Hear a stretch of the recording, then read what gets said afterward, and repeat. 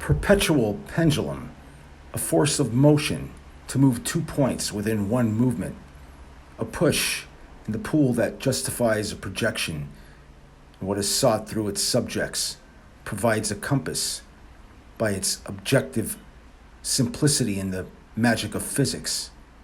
And through this entrance of a mysterious door and into a place that reveals a unique person, like in many spirits, it is a song played